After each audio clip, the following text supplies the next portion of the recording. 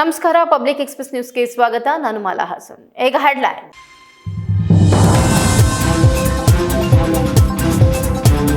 Bus ವಿಳಂಬದಿಂದ ಶಾಲೆಗೆ ಬದಲು KSRTC ಡಿಪೋಗೆ ತೆರಳಿದ ವಿದ್ಯಾರ್ಥಿಗಳು. ನಿಗದಿತ ಸಮಯಕ್ಕೆ ಬಸ್ ಬಾರದ ಹಿನ್ನೆಲೆ ಶಾಲೆಗೆ ತಡವಾಗಿ ಹೋಗುವ ಅನಿವಾರ್ಯತೆ. ಅರೇಹಳ್ಳಿ ಸುತ್ತಮುತ್ತಲ ಗ್ರಾಮಗಳ ವಿದ್ಯಾರ್ಥಿಗಳ ಆಕ್ರೋಶ.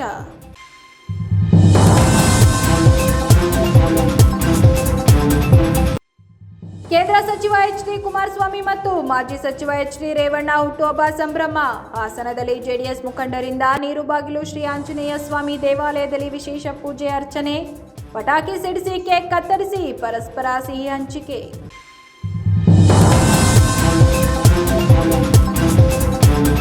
ಹೆಣ್ಣು ಮಕ್ಕಳ ಸುರಕ್ಷತೆ, ಶಿಕ್ಷಣ ಮತ್ತು ಉತ್ತಮ ಭವಿಷ್ಯಕ್ಕೆ ಪೋಷಕರು ಆದ್ಯತೆ ನೀಡಬೇಕು. ಮಕ್ಕಳ ಹಕ್ಕುಗಳ ರಕ್ಷಣೆ ಸಮಾಜದ ಎಲ್ಲರ ಜವಾಬ್ದಾರಿ. ಮಕ್ಕಳ ಹಕ್ಕುಗಳ ಕುರಿತ ತರಬೇತಿ ಕಾರ್ಯಕ್ರಮದಲ್ಲಿ ಡಿಸಿ ಕೆಎಸ್ ಲತಾಕುಮಾರಿ ಕರೆ.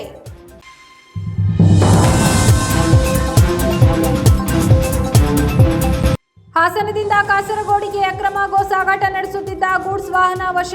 ಯಾವುದೇ ಅನುಮತಿ ಇಲ್ಲದೆ ಕಸಾಯಿಖಾನೆಗೆ ಸಾಗಿಸಲಾಗುತ್ತಿತ್ತು ಎಂಬ ಆರೋಪ. ಆಲೂರು ಪೊಲೀಸ್ ಠಾಣಾ ವ್ಯಾಪ್ತಿಯಲ್ಲಿ ಕಾರ್ಯಾಚರಣೆ, ಇಬ್ಬರ ಬಂಧನ.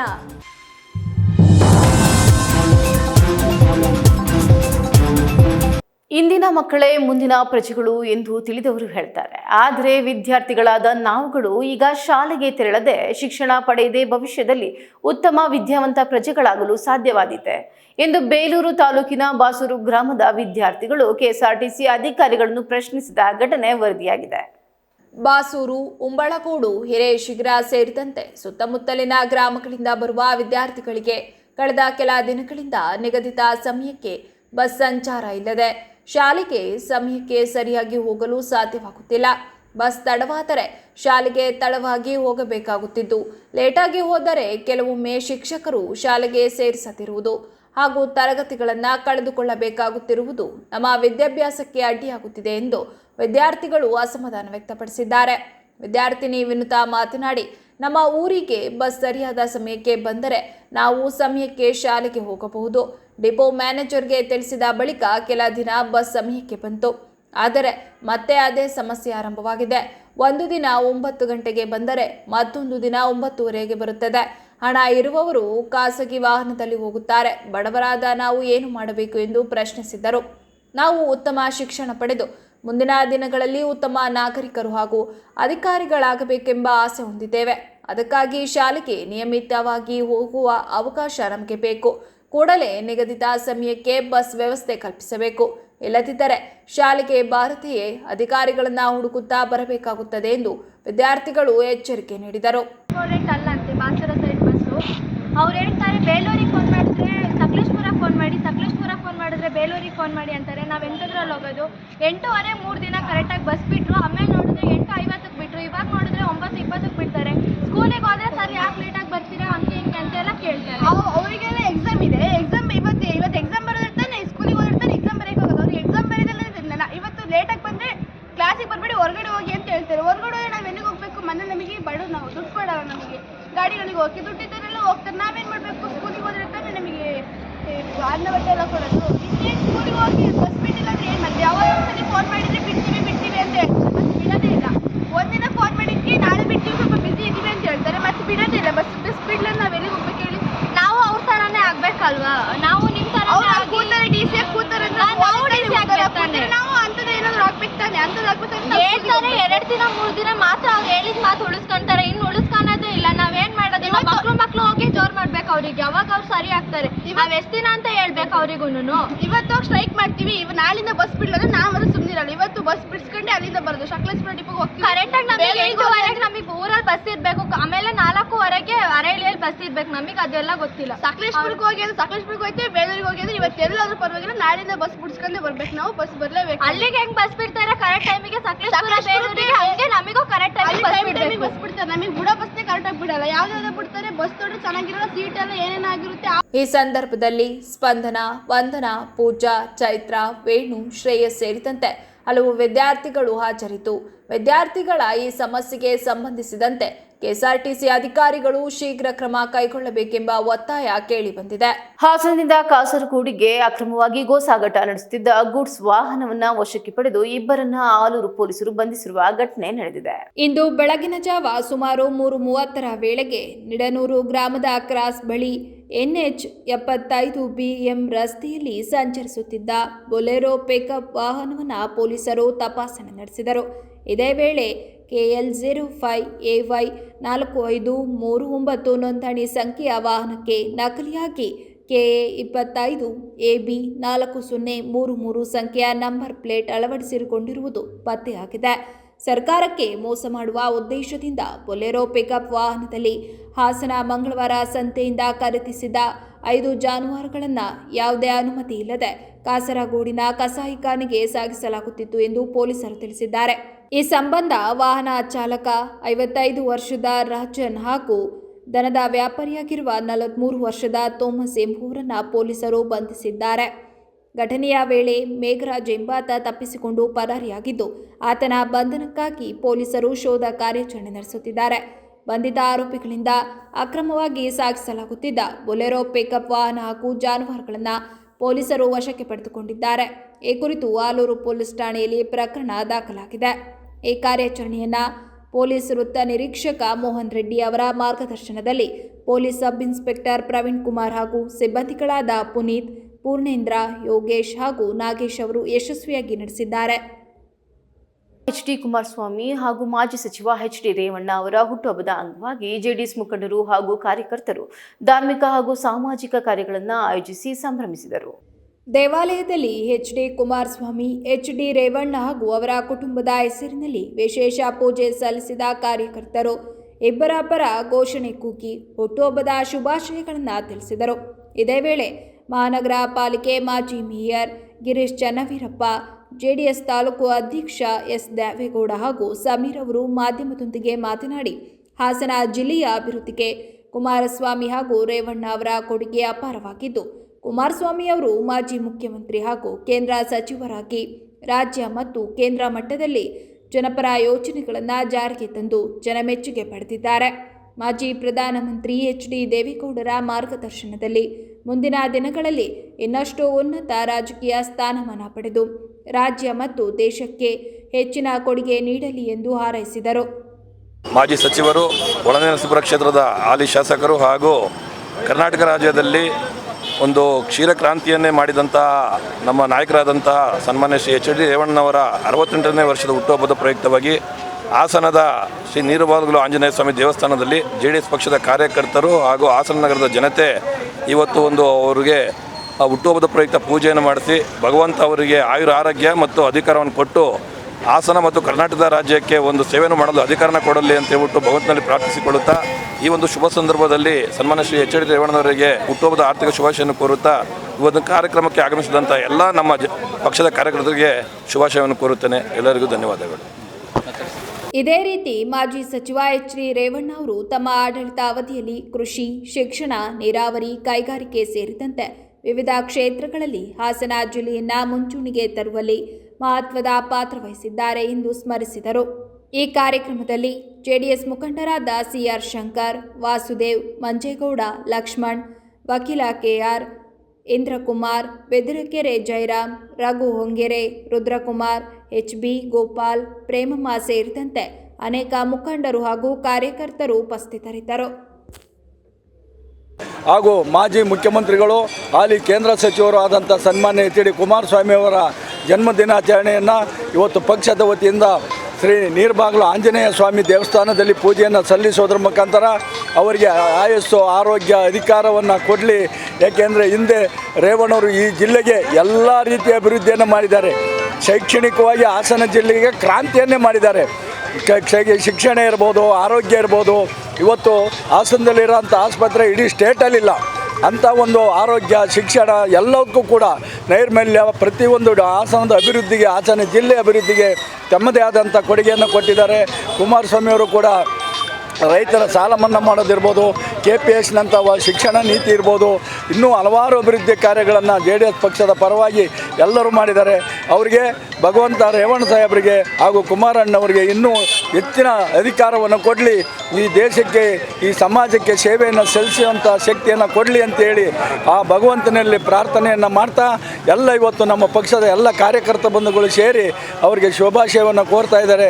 ಅವರಿಗೆ ಆಯುಸ್ಸು ಆರೋಗ್ಯ ಅಧಿಕಾರವನ್ನು ಕೊಡಲಿ ಅಂತ ಮತ್ತೊಮ್ಮೆ ಭಗವಂತನಲ್ಲಿ ಪ್ರಾರ್ಥನೆ ಮಾಡ್ತಾ ಅಪಘಾತದಲ್ಲಿ ಬ್ರೈನ್ ಡೆಡ್ ಆದ ಮಗನ ಅಂಗಾಂಗವನ್ನ ದಾನ ಮಾಡುವ ಮೂಲಕ ಚನ್ನರಾಯಪಟ್ಟಣ ತಾಲೂಕಿನ ಸಗತವಳ್ಳಿ ಗ್ರಾಮದ ಪೋಷಕರು ಮಾನವೀಯತೆ ಮತ್ತು ಸಮಾಜಮುಖಿ ಚಿಂತನೆಯ ಅಪೂರ್ವ ಮಾದರಿಯನ್ನ ಮೆರೆದಿದ್ದಾರೆ.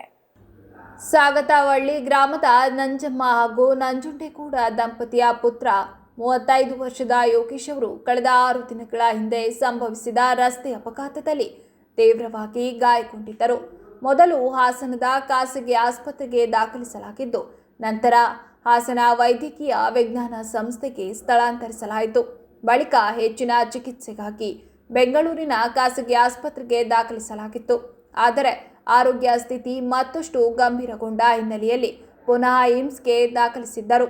ಚಿಕಿತ್ಸೆ ಫಲಕಾರಿಯಾಗದೆ ಯೋಗೇಶ್ ಬ್ರೈನ್ ಡೆಡ್ ಆಗಿರುವುದನ್ನು ವೈದ್ಯರು ದೃಢಪಡಿಸಿದ ಹಿನ್ನೆಲೆ ದುಃಖದ ನಡುವೆಯೂ ಪೋಷಕರು ಮಹತ್ವದ ನಿರ್ಧಾರ ಕೈಗೊಂಡು ಮಗನ ಅಂಗಾಂಗ ದಾನಕ್ಕೆ ಒಪ್ಪಿಗೆ ನೀಡಿದರು. ಯೋಗೇಶ್ ಅವರ ಲಿವರ್ ಹಾಗೂ ಹಾರ್ಟ್ ವಾಲ್ ಸೇರಿದಂತೆ ಪ್ರಮುಖ ಅಂಗಾಂಗಗಳನ್ನು ದಾನ ಮಾಡಲಾಗಿದ್ದು, ಅವುಗಳನ್ನು ಝೀರೋ ಟ್ರಾಫಿಕ್ ವ್ಯವಸ್ಥೆಯೊಂದಿಗೆ ಆಂಬ್ಯುಲೆನ್ಸ್ ಮೂಲಕ ಮೈಸೂರಿನ ಖಾಸಗಿ ಆಸ್ಪತ್ರೆಗೆ ರವಾನೆ ಮಾಡಲಾಯಿತು. ಈ ಅಂಗಾಂಗ ದಾನದಿಂದ ಅನೇಕ ರೋಗಿಗಳಿಗೆ ಹೊಸ ಜೀವ ದೊರೆಯುವ ನಿರೀಕ್ಷೆ ಇದೆ. ಭಾನುವಾರ ಒಂದು ಪೇಷಂಟ್ ಬಂದಿತ್ತು. ಪೇಷಂಟ್ ಹೆಸರು ಯೋಗೇಶ್ ಅಂತ, ಚನ್ನರಾಯಪಟ್ಟಣದಲ್ಲಿ ರೋಡ್ ಟ್ರಾಫಿಕ್ ಆಕ್ಸಿಡೆಂಟ್ ಆಗಿ ದಂಡಿಗನಲ್ಲಿ 35-36 ವರ್ಷದ ಯುವಕ. ಅವರು ಶುಕ್ರವಾರ ಇದರಲ್ಲಿ ಅಡ್ಮಿಟ್ ಆಗಿದ್ರು SM ಹಾಸ್ಪಿಟಲಲ್ಲಿ, ಮತ್ತು ಶನಿವಾರ ನಮ್ಮ ಹಾಸ್ಪಿಟ್ಲಿಗೆ ಬಂದಿದ್ದರು. ಅದಾದ ನಂತರ ಅವರು ನೆಕ್ಸ್ಟ್ ಟೈಮ್ ಡೆತ್ ಆಗಿದೆ ಅಂತ ನಾವು ಹೇಳಿದ್ರು.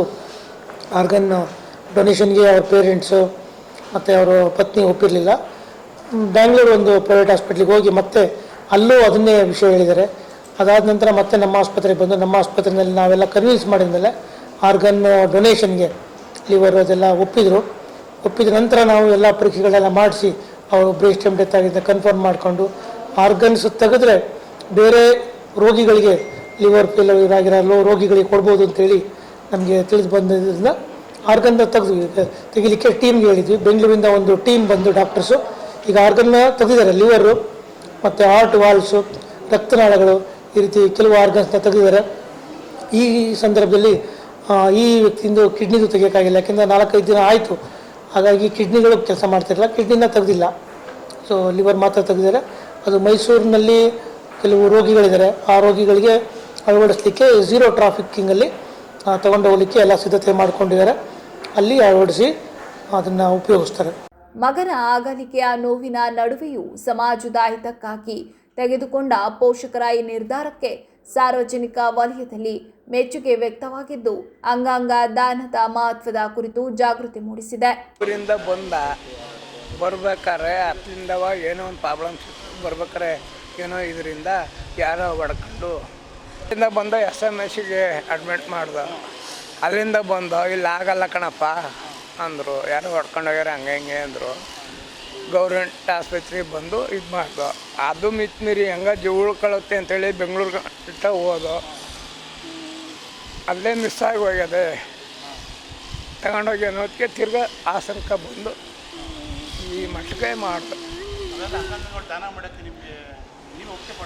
ನಾವೆಲ್ಲ ಫುಲ್ಲು ಎಲ್ಲ ನನಗೆ ನನ್ನ ಮಗನ ಜೀವ ಎಲ್ಲರೂ ಬೆಳೀಲಿ, ನನ್ನ ವಂಶ ಎಲ್ಲರೂ ಉದ್ಧಾರ ಆಗಲಿ ಅನ್ನೋದಕ್ಕೋಸ್ಕರ ದಾನ ಮಾಡಿದೆ. ಹೆಣ್ಣು ಮಕ್ಕಳ ಮದುವೆ ಮಾಡಿಕೊಟ್ಟು ಜವಾಬ್ದಾರಿ ಮುಗಿಸಿಕೊಳ್ಳುವ ಮನೋಭಾವವನ್ನ ಬಿಟ್ಟು ಬಾಲ್ಯವನ್ನ ಸುಂದರಗೊಳಿಸಬೇಕು ಎಂದು ಡಿಸಿ ಲತಾಕುಮಾರಿ ಪೋಷಕರಿಗೆ ಕರೆ ನೀಡಿದರು. ಇಂದು ಹಾಸನ ನಗರದ ಕನ್ನಡ ಸಾಹಿತ್ಯ ಪರಿಷತ್ ಭವನದಲ್ಲಿ ನಡೆದ ತರಬೇತಿ ಕಾರ್ಯಕ್ರಮವನ್ನು ಉದ್ಘಾಟಿಸಿ ಮಾತನಾಡಿದ ಅವರು, ಕರ್ನಾಟಕ ರಾಜ್ಯ ಮಕ್ಕಳ ಹಕ್ಕುಗಳ ರಕ್ಷಣಾ ಆಯೋಗ ಬೆಂಗಳೂರು ಇವರ ಮಾರ್ಗದರ್ಶನದಲ್ಲಿ ಜಿಲ್ಲಾಡಳಿತ ಹಾಗೂ ವಿವಿಧ ಇಲಾಖೆಗಳ ಸಂಯುಕ್ತಾಶ್ರಯದಲ್ಲಿ VRD, URD ಮತ್ತು MRQ ಅಧಿಕಾರಿಗಳಿಗೆ ಸಂಬಂಧಿಸಿದಂತೆ ಬಾಲ ನ್ಯಾಯ ಕಾಯ್ದೆ, ಬಾಲ್ಯ ವಿವಾಹ ನಿಷೇಧ ಕಾಯ್ದೆ, ಫೋಕ್ಸೋ ಕಾಯ್ದೆ ಮತ್ತು ಮಕ್ಕಳ ಸಂರಕ್ಷಣಾ ಯೋಜನೆ ಕುರಿತು ಈ ತರಬೇತಿ ಕಾರ್ಯಕ್ರಮವನ್ನು ಆಯೋಜಿಸಲಾಗಿತ್ತು. ಮಕ್ಕಳು ದೇಶದ ಭವಿಷ್ಯವಾಗಿದ್ದು ಅವರ ಹಕ್ಕುಗಳ ರಕ್ಷಣೆ, ಸಮಾಜದ ಎಲ್ಲರ ಜವಾಬ್ದಾರಿಯಾಗಿದೆ. ವಿಶೇಷವಾಗಿ ಹೆಣ್ಣು ಮಕ್ಕಳ ಮೇಲೆ ನಡೆಯುವ ಅನ್ಯಾಯ, ಶೋಷಣೆ ಹಾಗೂ ಬಾಲ್ಯ ವಿವಾಹದಂತಹ ಸಾಮಾಜಿಕ ಅನಿಷ್ಟಗಳನ್ನು ತಡೆಯಲು ಕಾನೂನುಗಳ ಕುರಿತು ಅಧಿಕಾರಿಗಳು ಸಂಪೂರ್ಣ ಅರಿವು ಹೊಂದಿರಬೇಕು ಎಂದು ಜಿಲ್ಲಾಧಿಕಾರಿಗಳು ತಿಳಿಸಿದರು. ಅವರು ವಿಸಿಟ್ ಮಾಡಿ ಒಂದೊಂದು ಕಾರ್ಯಕ್ರಮವನ್ನು ಮಾಡಿ ಮಕ್ಕಳ ಕಾಯ್ದೆಗಳ ಬಗ್ಗೆ, ಮಕ್ಕಳ ರಕ್ಷಣಾ ಕಾಯ್ದೆಯ ಬಗ್ಗೆ ಮತ್ತು ಬಾಲ್ಯ ವಿವಾಹ ಅಂತಹ ಪಿಡುಗುಗಳ ಬಗ್ಗೆ ಮತ್ತು ಮಕ್ಕಳ ಮೇಲೆ ಆಗ್ತಕ್ಕಂತಹ ಹಿಂಸೆಯ ಬಗ್ಗೆ, ಲೈಂಗಿಕ ಹಿಂಸೆ ಮತ್ತು ಪೋಕ್ಸೋ ಕಾಯ್ದೆ, ಲೈಂಗಿಕ ದೌರ್ಜನ್ಯದ ವಿರುದ್ಧ ಮಕ್ಕಳ ಮೇಲೆ ಆಗ್ತಕ್ಕಂತಹ ಇವುಗಳ ಬಗ್ಗೆ ಒಂದು ಆಂದೋಲನದ ರೀತಿಯಲ್ಲಿ ಪ್ರತಿ ಜಿಲ್ಲೆಯಲ್ಲಿ ಮಕ್ಕಳಿಗೆ ಮತ್ತು ಜನರಿಗೆ ಅರಿವನ್ನು ಮೂಡಿಸಲಿಕ್ಕೆ ಅವರು ಪ್ರಯತ್ನವನ್ನು ಮಾಡ್ತಾ ಇದ್ದಾರೆ. ಅವರು ಹೇಳ್ತಾ ಇದ್ರು, ಈಗ ನಾವು ಎಲ್ಲರಿಗೂ ಹೇಳ್ತಾರೆ, ಆದರೆ ನಮ್ಮ BRWs ಅಂದರೆ ವಿಲೇಜ್ ರಿಹ್ಯಾಬಿಲಿಟೇಷನ್ ವರ್ಕರ್ಸ್ ನಮ್ಮಲ್ಲಿ ಏನಿದ್ದಾರೆ, ಪ್ರತಿಯೊಂದು ಗ್ರಾಮ ಪಂಚಾಯಿತಿಯಲ್ಲಿ ಇದ್ದಾರೆ, ಮೆಜಾರಿಟಿ ಇದ್ದಾರೆ, ನಗರ ಪ್ರದೇಶದಲ್ಲಿ ಇದ್ದಾರೆ MRWs. ಇವರೆಲ್ಲ ಸೇರಿ ರಿಹ್ಯಾಬಿಲಿಟೇಷನ್ ವರ್ಕರ್ಸ್, ಇವರು ಸಹ ಒಂದು ಶಕ್ತಿ. ಅವರಿಗೂ ಸಹ ಇದನ್ನು ನಮ್ಮ ಈ ಆಯೋಜನೆಯಲ್ಲಿ, ನಮ್ಮ ಅಭಿಯಾನದಲ್ಲಿ ಅವರಿಗೂ ಸಹ ಒಳಗೊಂಡು ನಾವು ಕಾರ್ಯಕ್ರಮ ಮಾಡಿದ್ದೀವಿ. ಅವರಿಗೆ ಒಂದು ಶಕ್ತಿ ಇದೆ, ಅವರು ಚೆನ್ನಾಗಿ ಕಾರ್ಯನಿರ್ವಹಿಸ್ತಾ ಇದ್ದಾರೆ. ಮೊದಲನೇದಾಗಿ ಅವರ ಮೇಲೂ ಆಗ್ತಕ್ಕಂತಹ ದೌರ್ಜನ್ಯಗಳ ವಿರುದ್ಧ ಹೋರಾಡುವುದು, ಜೊತೆಗೆ ಅವರು ನಮಗೆ ಸಪೋರ್ಟ್ ಮಾಡ್ತಾರೆ. ಇಂತಹ ಅಮಾನ್ಯವಾದಂತಹ ಪದ್ಧತಿಗಳು ಅಥವಾ ಕ್ರೈಮ್ಸ್, ಹಿಂಸಾತ್ಮಕ ನಡವಳಿಕೆಗಳು ಏನಿದೆ ಸಮಾಜದಲ್ಲಿ, ಅದರಲ್ಲೂ ಮಕ್ಕಳ ಮೇಲೆ ಆಗ್ತಕ್ಕಂತಹ ಹಿಂಸೆಗಳ ವಿರುದ್ಧ ಹೋರಾಡಲಿಕ್ಕೆ ಒಂದು ಸಂಘಟನೆಯನ್ನೇ ಅವರು ಮಾಡ್ತಾ ಇದ್ದಾರೆ. ಹಾಗಾಗಿ ನಾನು ಬೇರೆ ಕಾರ್ಯಕ್ರಮದಲ್ಲಿ ಇದ್ರೂ ಸಹ, ಯಾಕಂದ್ರೆ ಇದು ನಿನ್ನೆ ನಾವು ಒಂದು ಕಾರ್ಯಕ್ರಮ ಮಾಡಿದ್ವಿ ನಮ್ಮ ಡಾಕ್ಟರ್ ಅಂಬೇಡ್ಕರ್ ವಸತಿ ನಿಲಯದ ಹೆಣ್ಣು ಮಕ್ಕಳ ವಸತಿ ನಿಲಯ. ಸುಮಾರು 500 ಜನಕ್ಕೂ ಹೆಚ್ಚಿನ ಮಕ್ಕಳು ಅಲ್ಲಿ ನಡೆದಿದ್ರು. ಆದರೆ ವೆಬ್ ಲಿಂಕ್ ಮತ್ತೆ ಯೂಟ್ಯೂಬ್ ಮುಖಾಂತರ ತಾಂತ್ರಿಕವಾಗಿ 10,000 ಮಕ್ಕಳು ಸುಮಾರು 183 ವಸತಿ ಶಾಲೆಯಿಂದ ಅಲ್ಲಿ ಸೇರಿದ್ರು. ಅದಕ್ಕೆ ಸೋಷಿಯಲ್ ವೆಲ್ಫೇರ್ ಅವರು, ನಮ್ಮ ದಿಲೀಪ್ ಅವರು ತುಂಬಾ ಇಂಟ್ರೆಸ್ಟ್ ತಗೊಂಡು ಮಕ್ಕಳ ರಕ್ಷಣಾ ಅಧಿಕಾರಿ, ಜಿಲ್ಲಾ ಮಕ್ಕಳ ರಕ್ಷಣಾ ಅಧಿಕಾರಿ ಮತ್ತೆ ಡಿಸಬಿಲಿಟಿ ಆಫೀಸರ್ ಎಲ್ಲರೂ ಸೇರಿ ಒಂದು ಆಂದೋಲನದ ರೀತಿಯಲ್ಲಿ ನಾವು ಶುರು ಮಾಡಿದ್ವಿ. ಏನು ಮಕ್ಕಳಿಗೆ ಏನು ಸಮಸ್ಯೆ ಆಗ್ತದೆ ಅಂತೇಳಿ ನಾವು ಆಫೀಸಲ್ಲಿ ಕುತ್ಕೊಂಡು ಮಾತಾಡಿದ್ರೆ, ಸಭೆಗಳನ್ನ ಮಾಡಿದ್ರೆ, ಮಕ್ಕಳ ಹಾಗೆ ಏನು ತೊಂದರೆ ಆಗ್ತದೆ ಅಂತೇಳಿ ನಾವು AC ರೂಮಲ್ಲಿ ಕೂತ್ಕೊಂಡು ಚರ್ಚೆಯನ್ನ ಮಾಡಿದ್ರೆ ಏನು ಉಪಯೋಗ ಇದೆ? ನಾವು ಮಕ್ಕಳ ಜೊತೆಯಲ್ಲಿ ಮಾಡಬೇಕು, ಅವರ ಕಷ್ಟಗಳನ್ನ ಅರಿಬೇಕು, ಅವರ ತೊಂದರೆಗಳನ್ನ ಅರಿಬೇಕು. ಆದ್ರೂ ನಿಜವಾಗ್ಲೂ ಹೇಳ್ತೀನಿ, ನಿನ್ನೆ ಕೆಲವು 3-4 ಮಕ್ಕಳು ಪ್ರಶ್ನೆ ಕೇಳಿದ್ರು. ಏನಂತ ಕೇಳಿದ್ರು ಗೊತ್ತಾ? ಮೇಡಮ್, ನೀವು ಪೋಕ್ಸೋ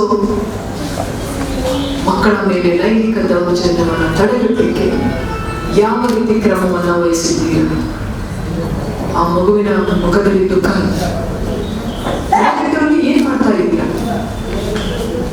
ಅಂದ್ರೆ ಎಷ್ಟೋ ಜನಕ್ಕೆ ಹೇಳ್ಕೊಳಕ್ ಆಗೋದಿಲ್ಲ. ಅದನ್ನು ಎಷ್ಟೋ ಮಕ್ಕಳಿಗಂತೂ ಮೊದಲೇ ಹೇಳ್ಕೊಳಕ್ ಆಗೋದಿಲ್ಲ.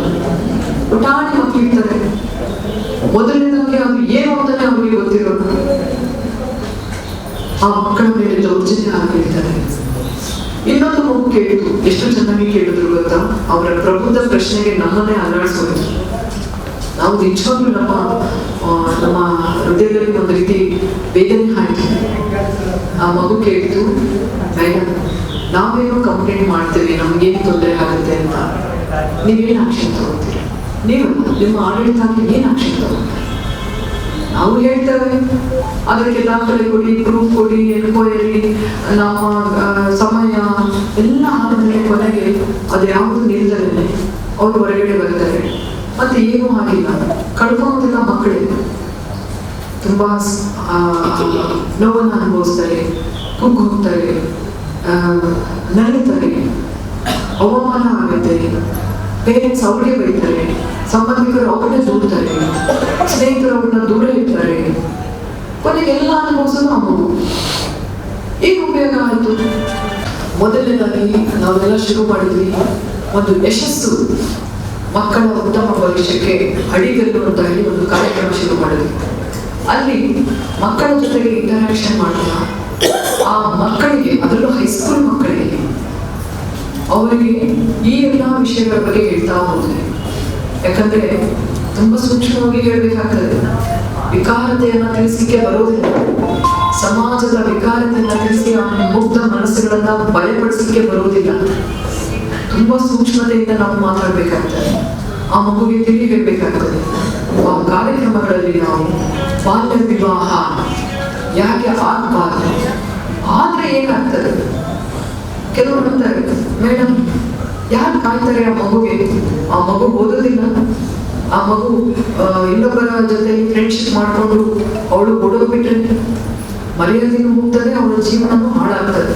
ಅದಕ್ಕೆ ನಾವೆಲ್ಲ ಕೆಲ್ಸಕ್ಕೆ ಹೋಗೋರು, ಮನೆಗೆ ಬೆಳಿಗ್ಗೆ ಕೆಲ್ಸಕ್ಕೆ ಹೋದ್ರೆ ಸಂಜೆ ಬರೋರು, ಯಾರು ಕಾಯ್ತಾರೆ ಅಂದ್ರೆ ಹೆಣ್ಮಕ್ಳು ಅಂದ್ರೆ ಕಾಯೋದು.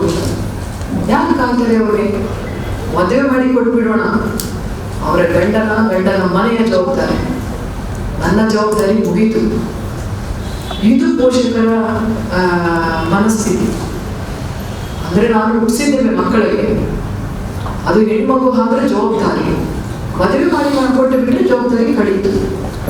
ಎಷ್ಟೋ ಸರಿ ಈಗ ಬಾಲ ವಿವಾಹ ವಿರುದ್ಧ ಕಾಯ್ದೆ ಬಂದಿರೋದ್ರಿಂದ 18 ತುಂಬಲಿಕ್ಕೆ ಕಾಯ್ತಾ ಇರ್ತಾರೆ. ಬರ್ತ್ ಸರ್ಟಿಫಿಕೇಟ್ ಹಿಡಿದು ಯಾವತ್ತು ಡೇಟು, ಇವತ್ತು ನಾಳೆಗೆ 18 ತುಂಬಿತು, ನಾಡಿದ್ದು ಮದುವೆ ಇಡಿ, ಇದು ಘಟನೆಗಳು ನಡೀತಾ ಇದೆ. ಅಂದ್ರೆ ಒಂದು ಹೆಣ್ಮಗು ಹುಟ್ಟಿದ್ರೆ ಅದಕ್ಕೆ ಮದುವೆ ಮಾಡೋದೇ ಅವರ ಜೀವನದಲ್ಲಿ ಯಾವತ್ತಾದ್ರೂ ಯೋಚನೆ ಮಾಡಿದ್ದಾರ? ಆಯ್ತು, ಆ ಮಗು ಚಿಕ್ಕ ಮಗು 14, 15, 16 ಏನು ತಿಳಿದರೆ ಏನೋ ತಪ್ಪುಗಳು ಮಾಡ್ತಾರೆ. ಆ ಹಾರ್ಮೋನಲ್ ಎಫೆಕ್ಟ್, ದೈಹಿಕ ಬದಲಾವಣೆಗಳು, ಅದಕ್ಕೆ ಸರಿಯಾದ ತಿಳಿ ಹೇಳಬೇಕು, ದಾರಿಗೆ ತರಬೇಕಲ್ಲ. ಮದುವೆ ಮಾಡೋದು ಸೊಲ್ಯೂಷನ್, ಜವಾಬ್ದಾರಿಯಿಂದ ನುಡಿಸ್ಕೊಳ್ಳೋದು ಸಮಾಧಾನ ಹೇಳಿ. ಅವರು ಪೇರೆಂಟ್ಸ್ ಹೇಳೋದು ಕೇಳಿಬಿಟ್ರೆ, ಪೋಷಕರು ಹೇಳೋದು ಕೇಳಿಬಿಟ್ರೆ, ಹೌದೌದು ನೀವೇನ್ ಮಾಡ್ತಿದ್ದೀರಾ ಅದು ನಿಜ ಇದೆ, ಸರಿಯೂ ಇದೆ, ಮಾಡ್ಬಿಡಿ ಮದುವೆ ಅನ್ನೋರು ಮಾಡೋ ಜನ. ಯಾಕೆ? ಅವ್ರು ಏನಾದ್ರೂ ತಪ್ಪೇ ಮಾಡ್ತಾ ಇದ್ದಾರೆ ಅಂತ ಅಜ್ಞಾನದಿಂದ ಅಥವಾ ಮಾಹಿತಿ ಇರೋದಿಲ್ಲ ಅಥವಾ ಏನೋ ಇರೋದಿಲ್ಲ, ತಿಳಿದಿರೋದಿಲ್ಲ, ಅನುಭವ ಇರೋದಿಲ್ಲ, ಪ್ರಪಂಚ ಜ್ಞಾನ ಇರೋದಿಲ್ಲ. ನೀವು ಆ ಮಗುನ ಬಲಿಷ್ಠ ಮಾಡ್ಬೇಕು ಅಲ್ಲ, ಅದು ಬಿಟ್ಬಿಟ್ಟು ಮದುವೆ ಮಾಡ್ತೀನಿ ಅಂತಂದ್ರೆ ಚಿಕ್ಕ ಮಗು 18 ವರ್ಷ, ಆ ಮಗುಗೆ 1 ವರ್ಷಕ್ಕೆ ಮಗು ಆಗುತ್ತೆ. ನಾವು ಮನೆ ರಿಪೋರ್ಟ್ಸ್ ತೆಗಿತಾ ಇದ್ದೇವೆ, 18 ವರ್ಷದ ಒಳಗಿನ ಮಕ್ಕಳು ಬಾಲ ಗರ್ಭಿಣ ಎಷ್ಟಾಗಿದೆ ಅಂತ. 18 ವರ್ಷದ 87 ಬಾಲ ಗರ್ಭಿಣ ರಿಪೋರ್ಟ್ ಆಗಿದೆ ನಮ್ಮ ಹಾಸನ ಜಿಲ್ಲೆಯಲ್ಲಿ. 19ನೇ ವಯಸ್ಸಿಗೆ ಬಂದ್ರಿ 997 ಪ್ರಕರಣಗಳು 19ನೇ ವಯಸ್ಸಿನಲ್ಲಿ ಮಕ್ಕಳಾಗ್ಬಿಡ್ತಾರೆ. ಅಂದ್ರೆ ವೇಟಿಂಗ್. ಅದೇ ಒಂದು ಸಣ್ಣ ಪುಟಾಣಿ ಮಗು, ಅದಕ್ಕೆ ಇನ್ನೊಂದು ಸಣ್ಣ ಮಗು, ಮತ್ತೆ ಈ ಸಂಸಾರದ ಜವಾಬ್ದಾರಿ, ಮಗು ನೋಡ್ಬೇಕು, ಮನೆ ನೋಡ್ಬೇಕು, ಅತ್ತೆ ನೋಡ್ಬೇಕು, ಕುಟುಂಬ ನೋಡ್ಬೇಕು. ಎಲ್ಲಿ ಎಜುಕೇಶನ್? ಏನಾದ್ರು ಅವರನ್ನ ಮಧ್ಯ ದಾರಿಗೆ ಕಳಿಸ್ಬಿಟ್ಬಿಟ್ರು ಅಂದ್ರೆ, ಮಧ್ಯ ದಾರಿಗೆ ಕೈ ಕೊಟ್ರು ಅಂದ್ರೆ ಆ ಮಗು, ಸಣ್ಣ ಮಗು ಜೊತೆ ಬೀದಿಗೆ ಬರುತ್ತೆ. ಹಾಗಂತಾರೆ ಇವರು ತಂದೆ ತಾಯಿಗಳು, ನಿನ್ನ ಜೀವನ ನೀನ್ ನೋಡ್ಕೊ. ಇದು ತುಂಬಾನೇ ಕೆಟ್ಟ ಪದ್ಧತಿ. ಕಾರ್ಯಕ್ರಮದಲ್ಲಿ ಮಕ್ಕಳ ಹಕ್ಕುಗಳ ರಕ್ಷಣಾ ಆಯೋಗದ ಪ್ರತಿನಿಧಿಗಳು, ವಿವಿಧ ಇಲಾಖೆಗಳ ಅಧಿಕಾರಿಗಳು ಹಾಗೂ ಸಿಬ್ಬಂದಿ ಉಪಸ್ಥಿತರಿದ್ದು ಮಕ್ಕಳ ಸಂರಕ್ಷಣಾ ಕಾಯ್ದೆಗಳ ಕುರಿತು ವಿವರವಾದ ಮಾಹಿತಿ ಹಾಗೂ ಮಾರ್ಗದರ್ಶನ ನೀಡಲಾಯಿತು. ಶ್ರೀ ಕ್ಷೇತ್ರ ಶ್ರವಣಬೆಳಗೊಳದ ಇತಿಹಾಸದಲ್ಲಿ ಇದೇ ಮೊದಲ ಬಾರಿಗೆ ಗ್ರಾಮೀಣ ಹಿನ್ನೆಲೆಯ 10 ವರ್ಷದ ಬಾಲಕಿ ಹಿತನ್ಯ ಅವರಿಗೆ ಭರತನಾಟ್ಯದ ರಂಗ ಪ್ರವೇಶವನ್ನ ಮಾಡಿಸುವ ಐತಿಹಾಸಿಕ ಕಾರ್ಯಕ್ರಮ ಡಿಸೆಂಬರ್ 20ರಂದು ನಡೆಯಲಿದೆ ಎಂದು ಖ್ಯಾತ ಭರತನಾಟ್ಯ ಕಲಾವಿದೆ ಸ್ವಾತಿ ಭರದ್ವಾಜ್ ಅವರು ತಿಳಿಸಿದ್ದಾರೆ. ಪತ್ರಿಕಾಗೋಷ್ಠಿಯಲ್ಲಿ ಮಾತನಾಡಿದ ಅವರು, ಶ್ರೀ ಕ್ಷೇತ್ರ ಶ್ರವಣಬೆಳಗೊಳ ದಿಗಂಬರ ಜೈನ ಮಹಾಸಂಸ್ಥಾನ ಮಠ ಹಾಗೂ national classical dance academy Channarayapatna ಇವರ ಸಂಯುಕ್ತಾಶ್ರಯದಲ್ಲಿ ಶ್ರವಣಬೆಳಗೊಳದ ಪಂಪ ಗ್ರಂಥಾಲಯದಲ್ಲಿ ಬೆಳಗ್ಗೆ 10 ಗಂಟೆಗೆ ಈ ಭವ್ಯ ರಂಗ ಪ್ರವೇಶ ಕಾರ್ಯಕ್ರಮ ನಡೆಯಲಿದೆ. ಕಾರ್ಯಕ್ರಮವನ್ನು ಪರಮ ಪೂಜ್ಯ ಸ್ವಸ್ತಿ ಶ್ರೀ ಅಭಿನವ ಚಾರುಕೀರ್ತಿ ಭಟ್ಟಾರಕ ಸ್ವಾಮೀಜಿಗಳು ಉದ್ಘಾಟಿಸಲಿದ್ದಾರೆ ಎಂದರು. ಪತ್ರಿಕಾಗೋಷ್ಠಿಯಲ್ಲಿ ನ್ಯಾಷನಲ್ ಕ್ಲಾಸಿಕಲ್ ಡ್ಯಾನ್ಸ್ ಅಕಾಡೆಮಿ ಅಧ್ಯಕ್ಷೆ ಅನಿತಾ ಪ್ರಕಾಶ್, ಗುರು ವಿದುಷಿ ಡಾಕ್ಟರ್ ಸ್ವಾತಿ ಪಿ ಭಾರದ್ವಾಜ್, ಬಾಲ ಕಲಾವಿದೆ ಕುಮಾರಿ ಹಿತನ್ಯ ಹಾಗೂ ಅವರ ತಾಯಿ ರಾಣಿ ಯೋಗೇಶ್ ಉಪಸ್ಥಿತರಿದ್ದರು. ಹೇಗೆ ಬೆಳೆಸಿದಿರೋ ಅದೇ ಥರ ನನ್ನ ಶಿಷ್ಯನ್ನು ಕೂಡ ಈ ಭರತನಾಟ್ಯ ರಂಗ ಪ್ರವೇಶವನ್ನು ಯಶಸ್ವಿ ಮಾಡಿಕೊಡಬೇಕು. ಒಂದು ಪತ್ರಿಕಾಗೋಷ್ಠಿಯನ್ನು ಇಟ್ಕೊಂಡಿರೋ ಕಾರಣ ಏನಂತ ಅಂದರೆ, ಭರತನಾಟ್ಯದ ರಂಗ ಪ್ರವೇಶ ಅಂದರೆ ಮೊದಲೆಲ್ಲ ಹೇಗಿತ್ತು ಅಂತ ಅಂದರೆ, ನಮ್ಮ ಭರತನಾಟ್ಯದ ಪೂರ್ವ ಒಂದು ಹಿಸ್ಟ್ರಿಯನ್ನು ನೋಡಿದ್ರೆ ಹಲವಾರು ವರ್ಷಗಳ ಕಾಲ ಗುರುಕುಲದಲ್ಲಿ ಕಲಿತು ಮೊದಲನೇ ಬಾರಿ ರಂಗವನ್ನು ಪ್ರವೇಶ ಮಾಡೋದು ಅಂದರೆ ಸ್ಟೇಜನ್ನು ಎಂಟ್ರಿ ಮಾಡೋದನ್ನು ರಂಗ ಪ್ರವೇಶ ಅಂತ ಕರೀತಾ ಇದ್ರು. ಆದರೆ ಇವಾಗ ನಮ್ಮ ಗುರುಕುಲ ಸಿಸ್ಟಮ್ ಇಲ್ಲ, 7-8 ವರ್ಷ ಕಲಿಯುವಂಥ ಪದ್ಧತಿ ಇವಾಗಿಲ್ಲ. ಆದರೂ ಕೂಡ ಮಕ್ಕಳ ಕಲೆಯನ್ನು ಗುರುತಿಸಿ ಮಕ್ಕಳು ಇದಕ್ಕೆ ಎಲಿಜಿಬಲ್ ಇದ್ದಾರೆ ಅಂತ ಅನಿಸಿದ ಮೇಲೆ ಅವರ ಗುರುಗಳು ತಗೊಳ್ಳೋವಂಥ ನಿರ್ಧಾರವೇ ರಂಗಪ್ರವೇಶ. ಅದೇ ರೀತಿ ನಾನು ಹಲವಾರು ರಂಗಪ್ರವೇಶಗಳನ್ನು ನನ್ನ ಶಿಷ್ಯರೊಂದಿಗೆ ಮಾಡಿಸಿದ್ರೂ ಕೂಡ ಇದು ಬಹಳ ಮುಖ್ಯವಾಗಿ ತುಂಬ ವಿಶೇಷವಾಗಿರುವಂಥದ್ದು ಅಂತ ಹೇಳಿದ್ರೆ ತಪ್ಪಾಗಲ್ಲ. ಯಾಕೆ ಅಂತ ಅಂದರೆ 10 ವರ್ಷದ ಬಾಲ ಕಲಾವಿದೆ, ಗ್ರಾಮೀಣ ಪ್ರದೇಶದ ಕಲಾವಿದೆ, ನಮ್ಮ ಚನ್ನರಾಯಪಟ್ಟಣದ ಶ್ರವಣಬೆಳಗೊಳ ಕ್ಷೇತ್ರದಲ್ಲಿ ಹಿಂದೆ ಎಂದಿಗೂ ಆಗದಿರುವಂತಹ ಭರತನಾಟ್ಯ ರಂಗಪ್ರವೇಶವನ್ನು ಮೊದಲನೇ ಬಾರಿ ಶ್ರವಣಬೆಳಗೊಳ ಕ್ಷೇತ್ರದಲ್ಲಿ ಮಾಡ್ತಾ ಇದ್ದೇವೆ. ಒಂದು ಗ್ರಾಮೀಣ ಪ್ರದೇಶದ ಮಗು ನನಗೂ ಕೂಡ ಮೊದಲನೇ ಬಾರಿ ಅಂತ ಹೇಳಿದ್ರೆ ತಪ್ಪಾಗಲ್ಲ. ಒಂದು 10 ವರ್ಷದ ಮಗುವಿಗೆ 2 ಅವರ್ ಪರ್ಫಾರ್ಮ್ ಮಾಡೋ ಅಂತಹ ಪರ್ಫಾರ್ಮೆನ್ಸ್ನ ಹೇಳ್ಕೊಡೋದಾಗಿರ್ಬೋದು ಅಥವಾ ಅವಳು ಕಷ್ಟಪಟ್ಟು ಕಲಿಯೋದಾಗಿರ್ಬೋದು, ಎರಡೂ ಇದರಲ್ಲಿ ತುಂಬಾ ಮುಖ್ಯವಾಗಿರುತ್ತೆ. ಈ ರಂಗಪ್ರವೇಶದಲ್ಲಿ, ಭರತನಾಟ್ಯ ರಂಗಪ್ರವೇಶದಲ್ಲಿ 2 ಗಂಟೆಗಳ ಕಾಲ ನಿರಂತರವಾಗಿ ಈ ಪುಟ್ಟ ಕಲಾವಿದೆ ಪ್ರದರ್ಶನವನ್ನು ನೀಡ್ತಾ ಇದ್ದಾಳೆ. ಅದಕ್ಕಿಂತ ಹೆಚ್ಚಾಗಿ ನೀವೆಲ್ಲರೂ ಬೆಳೆಸಿರುವಂತಹ ಕಲಾವಿದೆ ನಾನು ಆಗಿದ್ರೂ ಜೊತೆಗೆ ನಮ್ಮ ಶ್ರೀ ಕ್ಷೇತ್ರ ಶ್ರವಣಬೆಳಗೊಳದ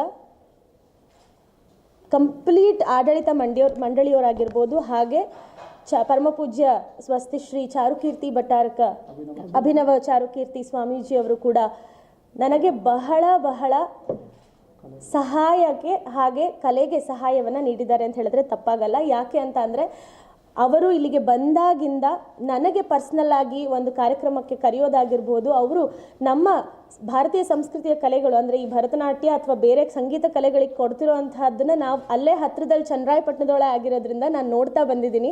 ನನಗೆ ಬಹಳ ಇಷ್ಟ ಇತ್ತು ಶ್ರವಣಬೆಳಗೊಳದಲ್ಲಿ ನಮ್ಮ ತಾಲೂಕಿನಲ್ಲಿ ನಮ್ಮ ಜಿಲ್ಲೆಗೆ ಆಗುವಂತಹ, ನೀವೆಲ್ಲ ಜಿಲ್ಲೆ ನನಗೆ ಬಹಳಷ್ಟು ಕೊಟ್ಟಿದೆ, ನಮ್ಮ ತಾಲೂಕು ನನಗೆ ಬಹಳಷ್ಟು ಕೊಟ್ಟಿದೆ, ನಾನು ಅಲ್ಲಿಗೆ ಏನಾದರೂ ಕೊಡಬೇಕಂತ ತುಂಬ ಆಸೆ ಇತ್ತು.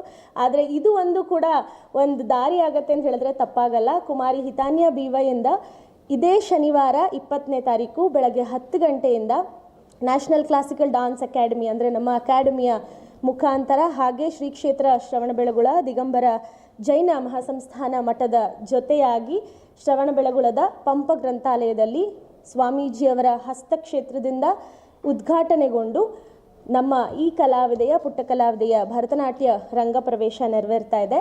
ಹಾಗೆ ಈ ಕಾರ್ಯಕ್ರಮಕ್ಕೆ ಡಿಸೆಂಬರ್ 18ರಂದು ಗುರುವಾರ ಮಾಜಿ ಸಂಸದ DK ಸುರೇಶ್ ಅವರ ಜನ್ಮದಿನವನ್ನು ಹಾಸನ ಜಿಲ್ಲಾ ಕಾಂಗ್ರೆಸ್ ಸಮಿತಿಯ ವತಿಯಿಂದ ಆಚರಿಸಲಾಗುತ್ತಿದೆ ಎಂದು ಪತ್ರಿಕಾಗೋಷ್ಠಿಯಲ್ಲಿ ಮಾತನಾಡಿದ ಅವರು, ನಮ್ಮ ನೆಚ್ಚಿನ ಜನನಾಯಕ DK ಸುರೇಶ್ ಅವರ ಹುಟ್ಟುಹಬ್ಬದ ಪ್ರಯುಕ್ತ ಹಾಸನ ಜಿಲ್ಲಾ ಕಾಂಗ್ರೆಸ್ ಪದಾಧಿಕಾರಿಗಳು, ಜಿಲ್ಲಾ ಯುವ ಕಾಂಗ್ರೆಸ್ ಹಾಸನ ನಗರ ಹಾಗೂ ಗ್ರಾಮಾಂತರ ಬ್ಲಾಕ್ ಕಾಂಗ್ರೆಸ್ ಸಮಿತಿಗಳು, ಕೆಪಿಸಿಸಿ ಸದಸ್ಯರು ಹಾಗೂ ಶ್ರೀ DK ಶಿವಕುಮಾರ್ ಮತ್ತು DK ಸುರೇಶ್ ಅವರ ಅಭಿಮಾನಿ ಬಳಗದ ಸಹಯೋಗದಲ್ಲಿ ಈ ಕಾರ್ಯಕ್ರಮವನ್ನು ಹಮ್ಮಿಕೊಳ್ಳಲಾಗಿದೆ ಎಂದರು.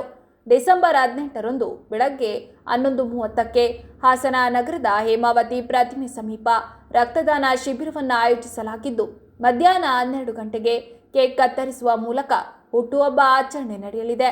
ನಂತರ 12:30ಕ್ಕೆ ಸಾರ್ವಜನಿಕರಿಗೆ ಅನ್ನ ಸಂತರ್ಪಣೆ ವ್ಯವಸ್ಥೆ ಮಾಡಲಾಗಿದೆ.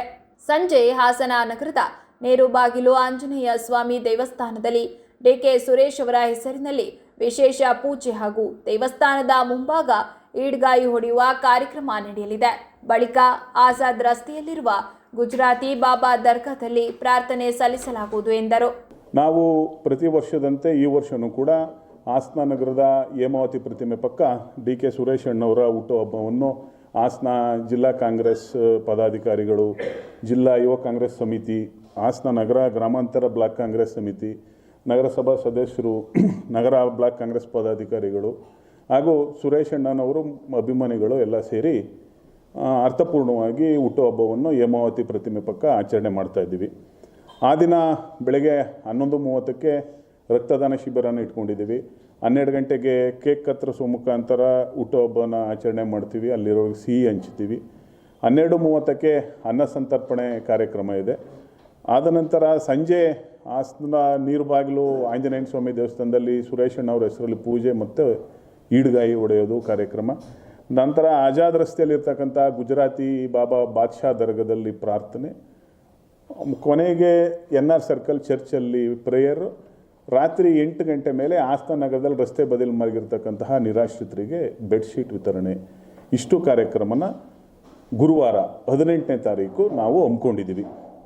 ನಾವು ಈ ನಿಮ್ಮ ಮಾಧ್ಯಮಗಳ ಮುಖಾಂತರ ನಾವು ಮನವಿ ಮಾಡೋದೇನೆಂದರೆ, ಈ ಒಂದು ಹುಟ್ಟುಹಬ್ಬ ಕಾರ್ಯಕ್ರಮಕ್ಕೆ ನಮ್ಮ ಜನಪ್ರಿಯ ಸಂಸದರು ಶ್ರೀಯುತ ಶ್ರೇಯಸ್ ಪಟೇಲ್ರವರು, ನಮ್ಮ ಅರಸೀಕೆರೆ ಕ್ಷೇತ್ರದ ಶಾಸಕರು ಶ್ರೀಯುತ ಶಿವಲಿಂಗೇಗೌಡರು, ಹಾಸನ ಜಿಲ್ಲಾ ಕಾಂಗ್ರೆಸ್ ಅಧ್ಯಕ್ಷರು ಶ್ರೀ EH ಲಕ್ಷ್ಮಣರವರು, ಹಾಗೂ ನಮ್ಮ ಪಕ್ಷದ ಪರಾಜಿತ ಅಭ್ಯರ್ಥಿಗಳು ಮತ್ತು AICC ಸದಸ್ಯರು ಮಾಜಿ ಸಚಿವರು ಶಿವರಾಮಣ್ಣವರು, ಹಾಗೂ ನಮ್ಮ ಇಲ್ಲಿಯ ಸ್ಥಳೀಯ ಅಭ್ಯರ್ಥಿಗಳಾದ ಶ್ರೀಯುತ ಬನವಾಸ ರಂಗಸ್ವಾಮಿಯವರು, ಹಾಗೂ ಜಿಲ್ಲೆಯ ಎಲ್ಲ ಮುಖಂಡರುಗಳು, ಹಾಗೂ ಹಾಸನ ನಗರಾಭಿವೃದ್ಧಿ ಪ್ರಾಧಿಕಾರದ ಅಧ್ಯಕ್ಷರಾದ ಶ್ರೀಯುತ ಪಟೇಲ್ ಶಿವಪ್ಪಣ್ಣವರು, ಹಾಗೂ ಮಾಜಿ ರಾಜ್ಯಸಭಾ ಸದಸ್ಯರು ಎಲ್ಲರಿಗೂ ಅಧಿಕೃತವಾಗಿ ಆಹ್ವಾನವನ್ನು ಕೊಟ್ಟಿದ್ದೀವಿ. ಅವರೆಲ್ಲ ಭಾಗವಹಿಸ್ತಾ ಇದ್ದಾರೆ.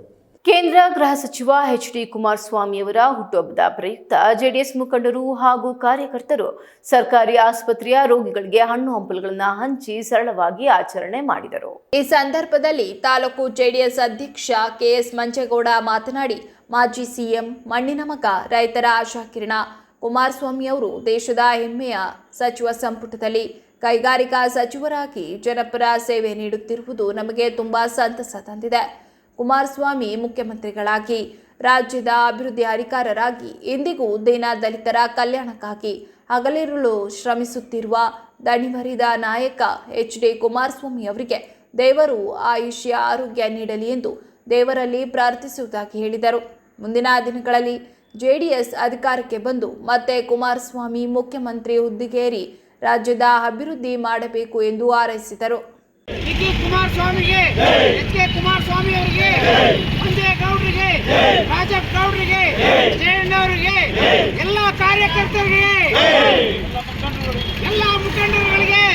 ಪರಿಶಿಷ್ಟ ಜಾತಿಗೆ ಸೇರಿದ ಕೂಲಿ ಕಾರ್ಮಿಕರ ಮೇಲೆ ಜಾತಿ ನಿಂದನೆ ಮಾಡಿ ಮಾರಣಾಂತಿಕ ಹಲ್ಲೆ ನಡೆಸಿದ ಆರೋಪದಡಿ ಚಿಕ್ಕಮೇದೂರು ಗ್ರಾಮ ಪಂಚಾಯಿತಿಯ PDO ಸಂತೋಷ್ ಹಾಗೂ ಇತರ ಆರೋಪಿಗಳನ್ನು ಕೂಡಲೇ ಬಂಧಿಸಿ ಅಮಾನತು ಮಾಡಬೇಕೆಂದು ಒತ್ತಾಯಿಸಿ ದಲಿತ ಸಂಘಟನೆಗಳ ಮುಖಂಡರು ಪತ್ರಿಕಾಗೋಷ್ಠಿಯಲ್ಲಿ ಆಗ್ರಹಿಸಿದ್ದಾರೆ. ಪತ್ರಿಕಾಗೋಷ್ಠಿಯಲ್ಲಿ ಮಾತನಾಡಿದ ಅವರು, ಹಾಸನ ಜಿಲ್ಲೆಯ ಬೇಲೂರು ತಾಲೂಕಿನ ಬೆಣ್ಣೂರು ಗ್ರಾಮದ ಪರಿಶಿಷ್ಟ ಜಾತಿಗೆ ಸೇರಿದ ಶಿವಶಂಕರ ಸೇರಿದಂತೆ ಕಾರ್ಮಿಕರು ಡಿಸೆಂಬರ್ 5ರಂದು ಚಿಕ್ಕಮಗಳೂರು ಬೇಲೂರು ರಸ್ತೆಯ ಬದಿಯಲ್ಲಿ ವಿದ್ಯುತ್ ಕಂಬ ಹಾಗೂ ಸೇತುವೆಗಳಿಗೆ ಬಣ್ಣ ಬಳಿಯುವ ಕೆಲಸದಲ್ಲಿ ತೊಡಗಿದ ವೇಳೆ ಈ ಘಟನೆ ನಡೆದಿದೆ ಎಂದು ದೂರಿದರು.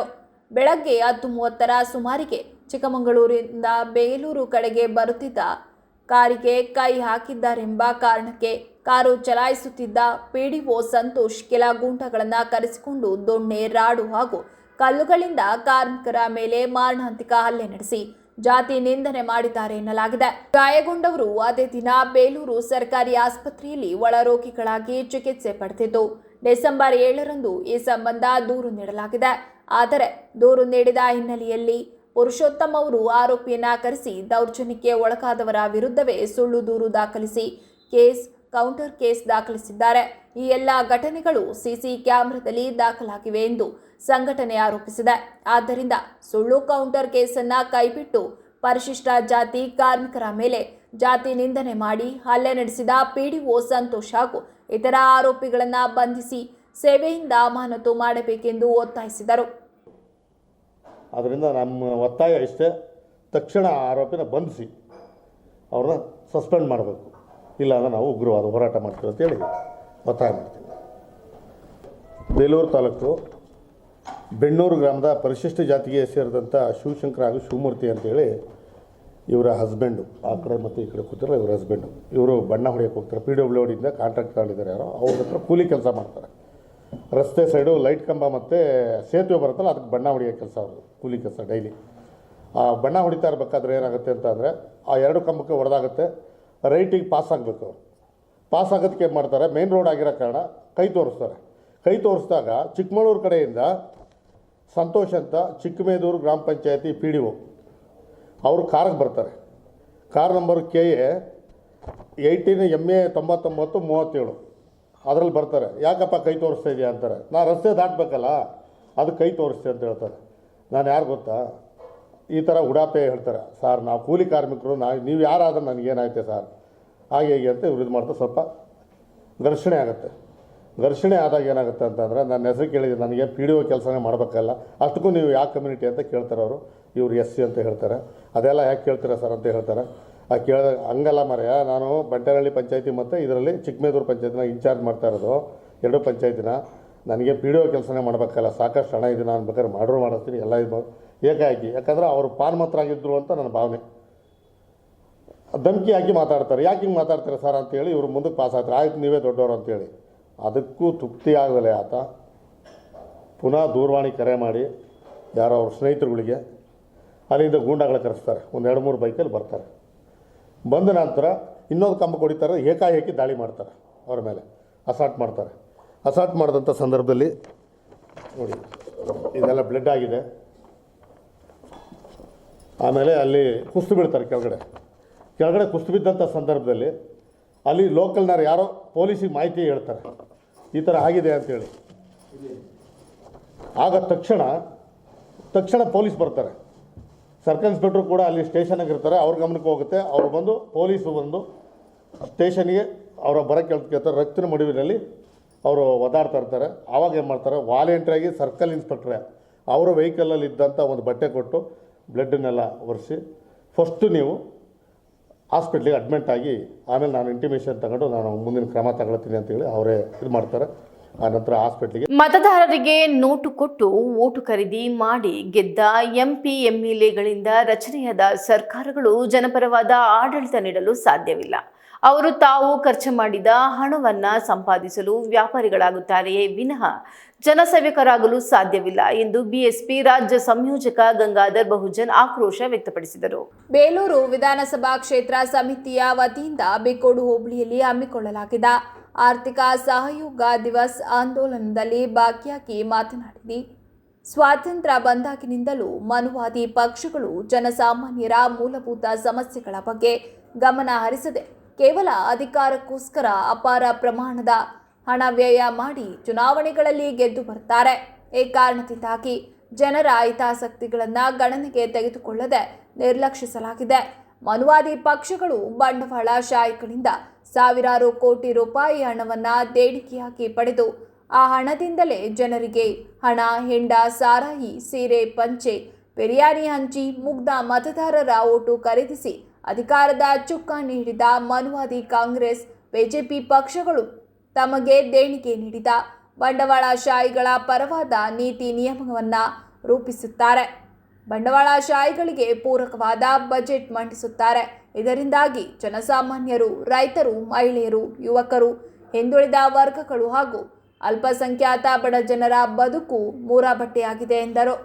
ಯಾಕೆ ಈ ಆರ್ಥಿಕ ಸಹಯೋಗ ಆಂದೋಲನವನ್ನು ಮಾಡ್ತಾ ಇದೀವಪ್ಪ ಅಂತಂದ್ರೆ, ಇವತ್ತು ದೇಶದಲ್ಲಿ ಎಲ್ಲ ರಾಜಕೀಯ ಪಕ್ಷಗಳು ಕೂಡ ಬಂಡವಾಳಶಾಹಿಗಳಿಂದ ಸಾವಿರಾರು ಕೋಟಿ ಹಣವನ್ನು ತೆಗೆದುಕೊಂಡು ಆ ಮುಖಾಂತರವಾಗಿ ಆ ಹಣವನ್ನು ಮತದಾರರಿಗೆ ಹಂಚಿ ಮತವನ್ನು ಕೊಂಡುಕೊಂಡು MLAಗಳಾಗಿ, MP ಗಳಾಗಿ ರಾಜ್ಯ ಸರ್ಕಾರ, ಕೇಂದ್ರ ಸರ್ಕಾರವನ್ನು ರಚನೆ ಮಾಡಿ ಅವರು ತಮ್ಮ ಸರ್ಕಾರ ಬಂದ ಮೇಲೆ ಯಾರು ತಮ್ಮ ಸರ್ಕಾರ ರಚನೆ ಮಾಡಲಿಕ್ಕೆ ದುಡ್ಡನ್ನು ಕೊಟ್ಟಿದ್ರು ಅವರು ಪರವಾದಂಥ ಯೋಜನೆಗಳನ್ನ ಮಾಡೋದ್ರ ಮುಖಾಂತರವಾಗಿ ಜನಸಾಮಾನ್ಯರ ಬದುಕನ್ನು ಮುರಾಬಟ್ಟೆ ಮಾಡಿದ್ದಾರೆ.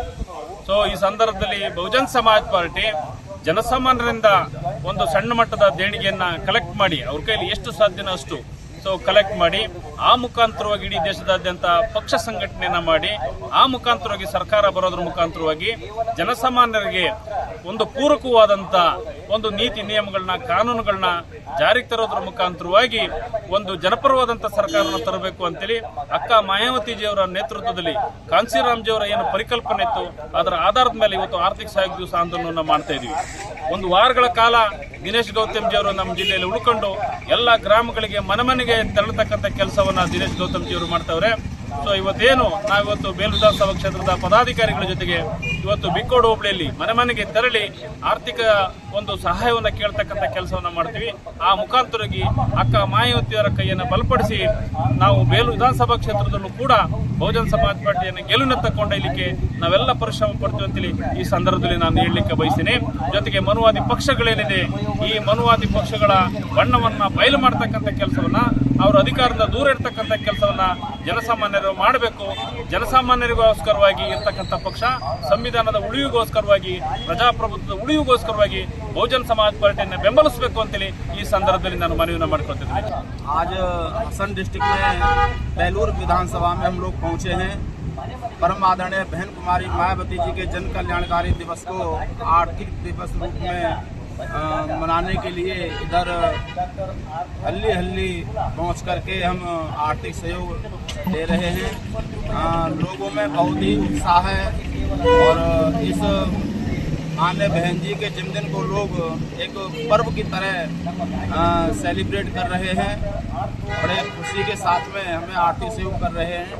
तो मैं धन्यवाद करना चाहूँगा कर्नाटक स्टेट के कोऑर्डिनेटर गंगाधर बहुजन जी का, जिन्होंने हसन डिस्ट्रिक्ट में हमें आमंत्रित किया और अपनी विधानसभाओं में लेकर के जा रहे हैं।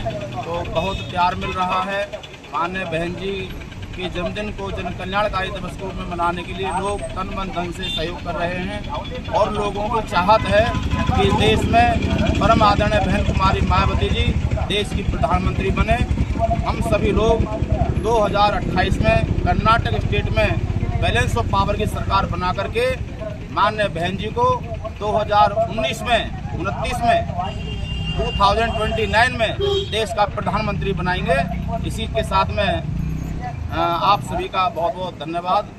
ಇದೇ ಸಂದರ್ಭದಲ್ಲಿ ವಿವಿಧ ಗ್ರಾಮಗಳಿಗೆ ತೆರಳಿ ಮನೆ ಮನೆಗೆ ಭೇಟಿ ನೀಡಿ ಪಕ್ಷಕ್ಕೆ ದೇಣಿಗೆಯನ್ನ ಸಂಗ್ರಹಿಸಿದರು.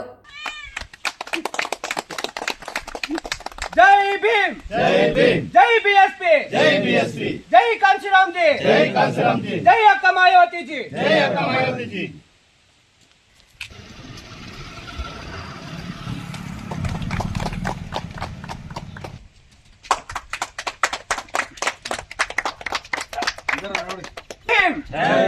ಜೈ ಬಿಎಸ್ಪಿ, ಜೈ ಬಿಎಸ್ಪಿ, ಜೈ ಅಕ್ಕ ಮಾಯಾವತಿ ಜಿ, ಜೈ ಅಕ್ಕ ಮಾಯಾವತಿ. ಅರಕಲಗೂಡು ತಾಲೂಕಿನ ಎಸ್ಎಲ್ಸಿ ವಿದ್ಯಾರ್ಥಿಗಳ ಶೈಕ್ಷಣಿಕ ಸಿದ್ಧತೆಯನ್ನು ಮತ್ತಷ್ಟು ಬಲಪಡಿಸುವ ಉದ್ದೇಶದಿಂದ ಡಿಸೆಂಬರ್ 20ರವರೆಗೆ ಅಭ್ಯಾಸ ಪರೀಕ್ಷೆಗಳನ್ನು ಹಮ್ಮಿಕೊಳ್ಳಲಾಗಿದೆ ಎಂದು ತಾಲೂಕು ಶಿಕ್ಷಣಾಧಿಕಾರಿ ನಾರಾಯಣನ್ ತಿಳಿಸಿದ್ದಾರೆ. ಅವರು ಪಟ್ಟಣದ ಸಮಾಜ ಕಲ್ಯಾಣ ಇಲಾಖೆ ಬಾಲಕಿಯರ ವಿದ್ಯಾರ್ಥಿ ನಿಲಯಕ್ಕೆ ಭೇಟಿ ನೀಡಿ ವಿದ್ಯಾರ್ಥಿಗಳು ಬರೆಯುತ್ತಿದ್ದ ಅಭ್ಯಾಸ ಪರೀಕ್ಷೆಯನ್ನು ಅವಲೋಕಿಸಿ ಬಳಿಕ ಮಾತನಾಡಿ, ವಿದ್ಯಾರ್ಥಿಗಳ ಅನುಕೂಲಕ್ಕಾಗಿ ಕರ್ನಾಟಕ ಶಾಲಾ ಪರೀಕ್ಷೆ ಮತ್ತು ಮೌಲ್ಯಮಾಪನ ಮಂಡಳಿ ತನ್ನ ಲಾಗಿನ್ನಲ್ಲಿ ಪ್ರತಿ ವಿಷಯಕ್ಕೆ 4 ಅಭ್ಯಾಸ ಪ್ರಶ್ನೆ ಪತ್ರಿಕೆಗಳನ್ನು ನೀಡಿದೆ. ಈ ಪೈಕಿ ಮೊದಲ ಪ್ರಶ್ನೆ ಪತ್ರಿಕೆಯ ಪರೀಕ್ಷೆಯನ್ನು ತಾಲೂಕಿನ ಎಲ್ಲ ಸರ್ಕಾರಿ ಅನುದಾನಿತ ಹಾಗೂ ಅನುದಾನ ರಹಿತ ಪ್ರೌಢಶಾಲೆಗಳಲ್ಲಿ ಕಡ್ಡಾಯವಾಗಿ ನಡೆಸುವಂತೆ ಮುಖ್ಯ ಶಿಕ್ಷಕರಿಗೆ ಸೂಚಿಸಲಾಗಿದೆ ಎಂದರು. ನಿಗದಿತ ದಿನಗಳಲ್ಲಿ ಪ್ರತಿದಿನ ಸಂಜೆ 7ರಿಂದ ರಾತ್ರಿ 9:30ರವರೆಗೆ ವಿದ್ಯಾರ್ಥಿಗಳು ತಮ್ಮ ಮನೆಯಲ್ಲೇ ಕುಳಿತು ಅಭ್ಯಾಸ ಪರೀಕ್ಷೆ ಬರೆಯಲಿದ್ದಾರೆ. ಈ ಅವಧಿಯಲ್ಲಿ ಪರೀಕ್ಷೆ ಬರೆಯಲು ವಿದ್ಯಾರ್ಥಿಗಳಿಗೆ ಸೂಕ್ತ ಹಾಗೂ ಶಾಂತ ವಾತಾವರಣ ಕಲ್ಪಿಸುವಂತೆ ಪೋಷಕರಿಗೆ ಸೂಚನೆ ನೀಡಲಾಗಿದೆ. ವಿದ್ಯಾರ್ಥಿಗಳು ಪುಸ್ತಕ ನೋಡಿ ಅಥವಾ ಪುಸ್ತಕ ನೋಡದೆ ಪರೀಕ್ಷೆ ಬರೆಯಲು ಅವಕಾಶ ಕಲ್ಪಿಸಲಾಗಿದೆ ಎಂದರು. ಅಭ್ಯಾಸ ಪರೀಕ್ಷೆಯ ಮೇಲ್ವಿಚಾರಣೆಯ ಭಾಗವಾಗಿ ಪರೀಕ್ಷಾ ಶಿಕ್ಷಕರು ವಿದ್ಯಾರ್ಥಿಗಳ ಮನೆಗಳಿಗೆ ಭೇಟಿ ನೀಡಿ ಪರಿಶೀಲನೆ ನಡೆಸಲಿದ್ದಾರೆ. ಮುಂದಿನ ದಿನ ಶಿಕ್ಷಕರು ಉತ್ತರ ಪತ್ರಿಕೆಗಳನ್ನು ಮೌಲ್ಯಮಾಪನ ಮಾಡಿ ವಿದ್ಯಾರ್ಥಿಗಳೊಂದಿಗೆ ಚರ್ಚೆ ನಡೆಸುವ ಮೂಲಕ ಅವರ ತಪ್ಪುಗಳು ಹಾಗೂ ಸುಧಾರಣೆಯ ಅಗತ್ಯವಿರುವ ಅಂಶಗಳನ್ನು ವಿವರಿಸಲಿದ್ದಾರೆ. ತಾಲೂಕಿನ ಪ್ರೌಢಶಾಲೆಗಳಲ್ಲಿ 10ನೇ ತರಗತಿ ವಿದ್ಯಾರ್ಥಿಗಳ ತಂಡಗಳನ್ನು ರಚಿಸಲಾಗಿದ್ದು, ತಂಡದ ನಾಯಕರಿಗೆ ಪರೀಕ್ಷೆಯ ನೀಲಿನಕ್ಷೆ, ಅಂಕಗಳಿಕೆ ಹಾಗೂ ಪ್ರಶ್ನೆ ಪತ್ರಿಕೆಯ ರಚನೆ ಕುರಿತು ಅಗತ್ಯ ಮಾಹಿತಿ ನೀಡಲಾಗುತ್ತದೆ. ಈ ಸಂಬಂಧ ಜನವರಿ ತಿಂಗಳಲ್ಲಿ ವಿಶೇಷ ಕಾರ್ಯಾಗಾರವನ್ನು ಹಮ್ಮಿಕೊಳ್ಳಲಾಗುವುದು ಎಂದು ಪಿಇಒ ನಾರಾಯಣ ಮಾಹಿತಿ ನೀಡಿದರು. ಈ ಅಭ್ಯಾಸ ಪರೀಕ್ಷೆಗಳು ವಿದ್ಯಾರ್ಥಿಗಳಿಗೆ ಅಂತಿಮ ಎಸ್ಎಸ್ಎಲ್ಸಿ ಪರೀಕ್ಷೆಗೆ ಆತ್ಮವಿಶ್ವಾಸ ಹೆಚ್ಚಿಸಲು ಹಾಗೂ ಉತ್ತಮ ಫಲಿತಾಂಶ ಸಾಧಿಸಲು ಸಹಕಾರಿಯಾಗಲಿದೆ ಎಂದು ಅಭಿಪ್ರಾಯಪಟ್ಟರು. ಏನಾಗಿದೆ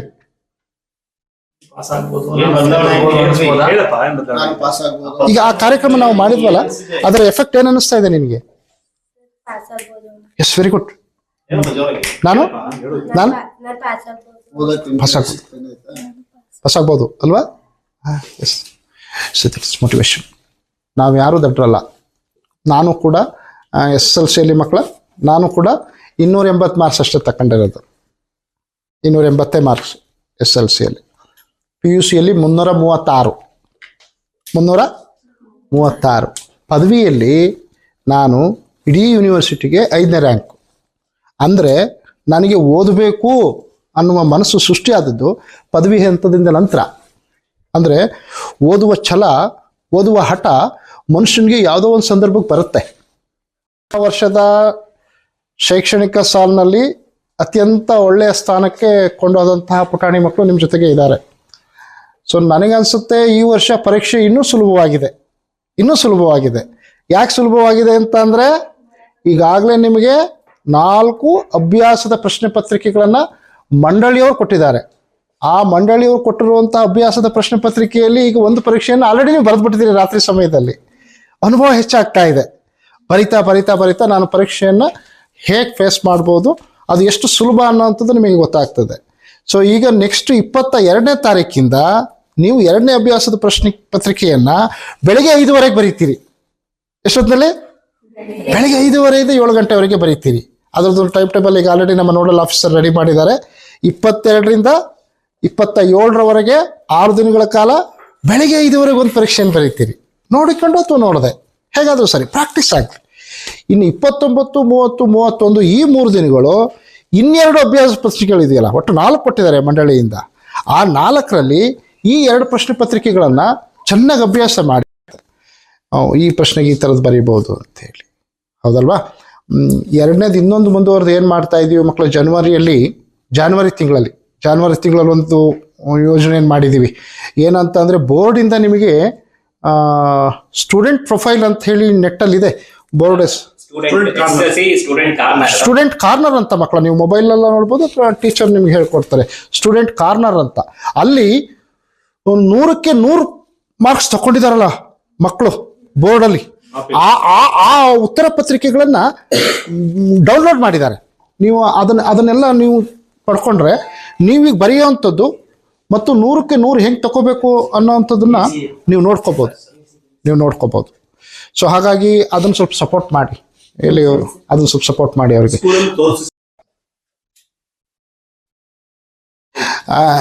ಇವತ್ತು ನಾವು ಅರಕಲಗೂಡು ತಾಲೂಕಿನ ಮೆಟ್ರಿಕ್ ಪೂರ್ವ ವಿದ್ಯಾರ್ಥಿ ನಿಲಯಕ್ಕೆ ಭೇಟಿ ನೀಡಿರ್ತೀವಿ.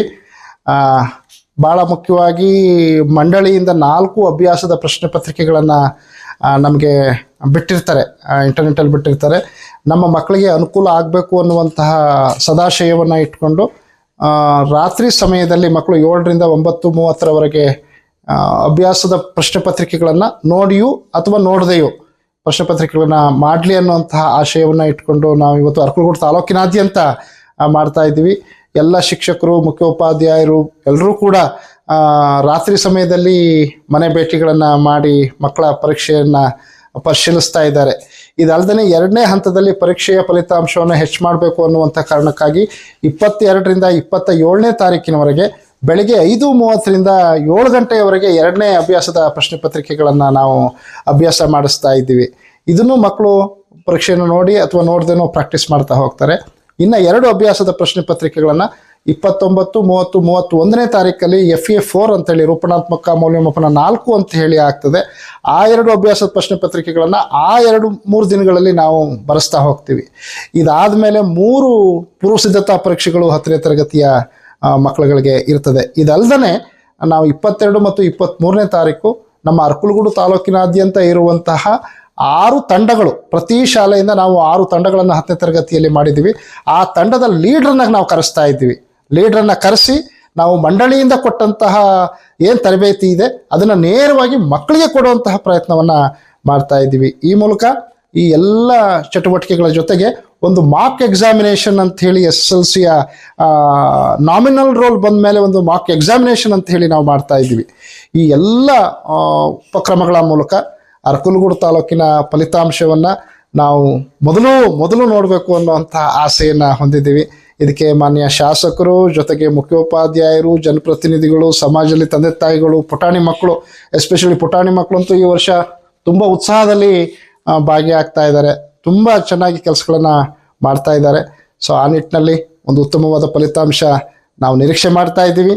ಖಂಡಿತ ಆ ಫಲಿತಾಂಶ ಬರ್ತದೆ ಅನ್ನುವಂತಹ ಆಶಾಭಾವನೆಯನ್ನ ಈ ಸಂದರ್ಭದಲ್ಲಿ ನಾನು ವ್ಯಕ್ತಪಡಿಸ್ತೀನಿ. ರಸ್ತೆ ಅಪಘಾತ ಪ್ರಕರಣದಲ್ಲಿ ಮೃತ ಕುಟುಂಬಕ್ಕೆ ನೀಡಬೇಕಾದ ಪರಿಹಾರವನ್ನ ವರ್ಷಗಳ ಕಾಲ ವಿಳಂಬ ಮಾಡಿದ ಹಿನ್ನೆಲೆಯಲ್ಲಿ ನ್ಯಾಯಾಲಯದ ಆದೇಶದಂತೆ ಚಿಕ್ಕಮಗಳೂರು ಡಿಪೋಗೆ ಸೇರಿದ ಕೆಎಸ್ಆರ್ಟಿಸಿ ಬಸ್ ಅನ್ನ ಅಧಿಕಾರಿಗಳು ಚನ್ನರಾಯಪಟ್ಟಣದಲ್ಲಿ ಜಪ್ತಿ ಮಾಡಿದ್ದಾರೆ. ಚನ್ನರಾಯಪಟ್ಟಣ ತಾಲೂಕಿನ ಪೂಮಡಿಹಳ್ಳಿ ಗ್ರಾಮದ ರಾಮಚಂದ್ರ ಹಾಗೂ ವಸಂತ ದಂಪತಿಯ ಪುತ್ರಿ ಸುಮಾರು 15 ವರ್ಷಗಳ ಹಿಂದೆ ಸಾರಿಗೆ ಬಸ್ ಅಪಘಾತದಲ್ಲಿ ಮೃತಪಟ್ಟಿದ್ದರು. ಈ ದುರ್ಘಟನೆಯ ನಂತರ ನ್ಯಾಯಸಮ್ಮತ ಪರಿಹಾರಕ್ಕಾಗಿ ಮೃತಳ ಪೋಷಕರು ಚನ್ನರಾಯಪಟ್ಟಣ ನ್ಯಾಯಾಲಯದ ಮೊರೆ ಹೋಗಿದ್ದರು. ಅಲ್ಲಿನ ನ್ಯಾಯಾಲಯ ಪರಿಹಾರ ನೀಡುವಂತೆ ಆದೇಶ ನೀಡಿದರು. ನಂತರ ಹೆಚ್ಚಿನ ಪರಿಹಾರಕ್ಕಾಗಿ ದಂಪತಿ ಹೈಕೋರ್ಟ್ ಮೆಟ್ಟಿಲೇರಿದ್ದರು. ಹೈಕೋರ್ಟ್ ಆದೇಶದ ಅನುಸಾರ ಹಲವು ಬಾರಿ ಕೆಎಸ್ಆರ್ಟಿಸಿ ಅಧಿಕಾರಿಗಳಿಗೆ ನೋಟಿಸ್ ನೀಡಲಾಗಿದ್ದರೂ ಪರಿಹಾರ ಮೊತ್ತವನ್ನು ಪಾವತಿಸದೆ ಕಾಲಹರಣ ಮಾಡಲಾಗುತ್ತಿದ್ದು ಎಂದು ಆರೋಪಿಸಲಾಗಿದೆ. ಈ ಹಿನ್ನೆಲೆಯಲ್ಲಿ ನ್ಯಾಯಾಲಯವು ಕೆಎಸ್ಆರ್ಟಿಸಿಯ ವಿರುದ್ಧ ಕಠಿಣ ನಿಲುವು ತಾಳಿ ಪರಿಹಾರ ಮೊತ್ತ ವಸೂಲಿ ಮಾಡುವ ಉದ್ದೇಶದಿಂದ ಸಾರಿಗೆ ಬಸ್ ಜಪ್ತಿ ಮಾಡುವಂತೆ ಆದೇಶ ಹೊರಡಿಸಿತು. ನ್ಯಾಯಾಲಯದ ಆದೇಶದಂತೆ ಕಾರ್ಯನಿರ್ವಹಿಸಿದ ನ್ಯಾಯಾಲಯದ ಸಿಬ್ಬಂದಿ ಮತ್ತು ಸಂಬಂಧಿತ ಅಧಿಕಾರಿಗಳು ಚನ್ನರಾಯಪಟ್ಟಣದಲ್ಲಿ ಚಿಕ್ಕಮಗಳೂರು ಡಿಪೋಗೆ ಸೇರಿದ ಕೆಎಸ್ಆರ್ಟಿಸಿ ಬಸ್ ಅನ್ನು ಜಪ್ತಿ ಮಾಡಿದರು. ಈ ಘಟನೆ ಸಾರ್ವಜನಿಕ ವಲಯದಲ್ಲಿ ಚರ್ಚೆಗೆ ಗ್ರಾಸವಾಗಿದ್ದು, ನ್ಯಾಯಾಲಯದ ಆದೇಶವನ್ನು ನಿರ್ಲಕ್ಷ್ಯ ಮಾಡುವ ಸಂಸ್ಥೆಗಳ ವಿರುದ್ಧ ಕಾನೂನು ಕ್ರಮ ಎಷ್ಟು ಕಠಿಣವಾಗಿರಬಹುದು ಎಂಬುದಕ್ಕೆ ಇದು ಉದಾಹರಣೆಯಾಗಿದೆ. ನ್ಯಾಯಾಲಯದ ಮುಂದಿನ ಆದೇಶದ ಬಳಿಕವೇ ಜಪ್ತಿ ಮಾಡಲಾದ ಬಸ್ ಕುರಿತು ಮುಂದಿನ ಕ್ರಮ ಕೈಗೊಳ್ಳಲಾಗುವುದು ಎಂದು ತಿಳಿದು ಬಂದಿದೆ. ಬಸ್ ಅಪಘಾತ ಆಗಿದ್ದರಿಂದ ಅವರು ಚಿಕ್ಕಮಗಳೂರು ಡಿಪೋಗೆ ಸೇರಿದಂಥ ಗಾಡಿಯಾಗಿದ್ದರಿಂದ ಚಿಕ್ಕಮಗಳೂರು ಡಿವಿಷನ್ನವರು ಈ ಪರಿಹಾರ ಹಣವನ್ನು ಭರಿಸಿ ಕಟ್ಟಬೇಕಾಗಿರುತ್ತೆ. ಅವರಿಗೆ ಅನೇಕ ಸಾರಿ ನೋಟಿಸ್ ಕೊಟ್ಟು ಅಟ್ಯಾಚ್ಮೆಂಟ್ ವಾರೆಂಟ್ ಎಲ್ಲ ತೆಗೆದುಕೊಂಡು ಹೋದಾಗಲೂ ಕೂಡ ಅವರು ಕಟ್ಟದಲ್ಲೇ ಸುಮ್ಮನೆ ಸತಾಯಿಸಿದ ಮೃತರ ಕುಟುಂಬಕ್ಕೆ ಪರಿಹಾರ ಸಕಾಲದಲ್ಲಿ ಒದಗಿಸದೆ ನ್ಯಾಯಾಲಯ ಆದೇಶಕ್ಕೂ ಒಂದು ಗೌರವ ನೀಡದಲ್ಲೇ ಕಾಲಹರಣ ಮಾಡ್ತಾ ಇದ್ದರಿಂದ ಅನಿವಾರ್ಯವಾಗಿ ನ್ಯಾಯಾಲಯ ಆದೇಶ ಹೊರಡಿಸಿ ಅವರಿಗೆ ಸಂಬಂಧಪಟ್ಟಂಥ ಬಸ್ಸನ್ನು ಜಪ್ತಿ ಮಾಡಿಕೊಂಡು ತರೋ ರೀತಿ ಬೇಲಿಫ್ಗಳಿಗೆ ಆದೇಶ ಮಾಡಿದ್ರಿಂದ ಬೇಲಿಫ್ಗಳು ಈ ಏನು ಅವಾರ್ಡ್ ಪಡೆದಿದ್ರು ಅವರ ಸಹಕಾರದೊಂದಿಗೆ ಈ ದಿನ ಈ ಚಿಕ್ಕಮಗಳೂರು ಬಸ್ಸನ್ನು ಜಪ್ತಿ ಮಾಡಿ ನ್ಯಾಯಾಲಯದ ಮುಂದೆ ತಂದು ನಿಲ್ಲಿಸಿದ್ದಾರೆ. ಈ ಅರ್ಜಿದಾರರ ಕೋರಿಕೆ ಏನು ಅಂದರೆ ಅವ್ರಿಗೆ ಬರಬೇಕಾಗಿರ್ತಕ್ಕಂಥ ಹಣ ಪಾವತಿ ಮಾಡಬೇಕು. ಸಂಸ್ಥೆ ಮಾರಾಗಲಿ ಬೇರೆ ಇನ್ನು ಸಾರ್ವಜನಿಕರಿಗೆ ತೊಂದರೆ ಕೊಡಬೇಕು ಅನ್ನೋ ಉದ್ದೇಶ ಇಲ್ಲ. ಅವರ ಒಂದು ಒಂದು ಲೆಥರ್ಜಿಕ್ ಆ್ಯಟಿಟ್ಯೂಡ್ ಇತ್ತು, ಅವರ ಒಂದು ಅಸಡ್ಡೆ ಏನಿತ್ತು, ಮತ್ತು ನಮ್ಮ ಗ್ರೀವೆನ್ಸನ್ನು ಫುಲ್ಫಿಲ್ ಮಾಡ್ಕೊಳ್ಳೋಕ್ಕೋಸ್ಕರ ಇದು ಕ್ರಮ ಅನಿವಾರ್ಯ ಆಗಿದೆ. ಸರ್ಕಾರಿ ಸಂಸ್ಥೆಯ ಮೇಲೆ ಈ ರೀತಿ ಕ್ರಮ ತೆಗೆದುಕೊಳ್ತಕ್ಕಂಥದ್ದು ವಿಷಾದನೀಯ. ಸೊ ಅದರಿಂದ ಇಂಥದ್ದು ಮುಂದಾದರೂ ತಪ್ಪಬೇಕು, ಎಚ್ಚೆತ್ಕೋಬೇಕು, ನೊಂದವರಿಗೆ ಸಕಾಲದಲ್ಲಿ ಪರಿಹಾರ ಒದಗಿಸ್ಕೊಳ್ಬೇಕು ಅಂತಕ್ಕಂಥದ್ದು ನನ್ನ ಕಳಕಳಿಯ ಮನವಿ. ಈಗ ಮತ್ತೊಮ್ಮೆ ಹೆಡ್ಲೈನ್.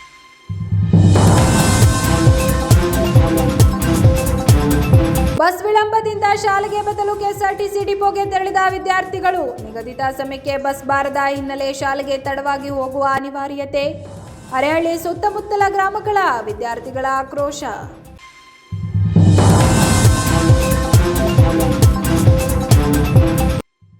ಕೇಂದ್ರ ಸಚಿವ ಎಚ್.ಡಿ. ಕುಮಾರಸ್ವಾಮಿ ಮತ್ತು ಮಾಜಿ ಸಚಿವ ಎಚ್.ಡಿ. ರೇವಣ್ಣ ಹುಟ್ಟುಹಬ್ಬ ಸಂಭ್ರಮ. ಹಾಸನದಲ್ಲಿ ಜೆಡಿಎಸ್ ಮುಖಂಡರಿಂದ ನೀರುಬಾಗಿಲು ಶ್ರೀ ಆಂಜನೇಯ ಸ್ವಾಮಿ ದೇವಾಲಯದಲ್ಲಿ ವಿಶೇಷ ಪೂಜೆ ಅರ್ಚನೆ. ಪಟಾಕಿ ಸಿಡಿಸಿ ಕೇಕ್ ಕತ್ತರಿಸಿ ಪರಸ್ಪರ ಸಿಹಿ ಹಂಚಿಕೆ.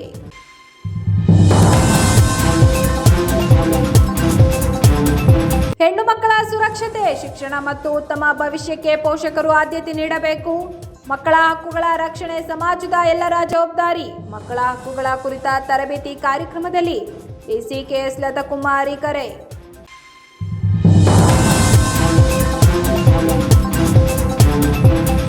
ಹಾಸನದಿಂದ ಕಾಸರಗೋಡಿಗೆ ಅಕ್ರಮ ಗೋ ಸಾಗಾಟ ನಡೆಸುತ್ತಿದ್ದ ಗೂಡ್ಸ್ ವಾಹನ ವಶ. ಯಾವುದೇ ಅನುಮತಿ ಇಲ್ಲದೆ ಕಸಾಯಿಖಾನೆಗೆ ಸಾಗಿಸಲಾಗುತ್ತಿತ್ತು ಎಂಬ ಆರೋಪ. ಆಲೂರು ಪೊಲೀಸ್ ಠಾಣಾ ವ್ಯಾಪ್ತಿಯಲ್ಲಿ ಕಾರ್ಯಾಚರಣೆ, ಇಬ್ಬರ ಬಂಧನ.